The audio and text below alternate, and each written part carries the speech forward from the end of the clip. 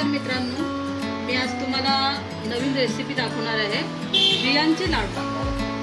तर इथे मी पंपकिनच्या बिया घेतल्या, टरबूजच्या आहे, सूर्यफूल, काजू, चारोळी, बदाम, तीळ आहेत आणि वॉटरमेलनच्या बिया आहेत, आळशीच्या आहेत आणि हे सुके खजूर आहेत, इथे ओले खजूर आहेत आणि इथे मनुका आहे आणि मखाना। आता हे सगळं मी मिक्सरमध्ये बारीक करून घेणार आहे। आता हे मनुके आणि खजूर मी तुपामध्ये भाजून घेते।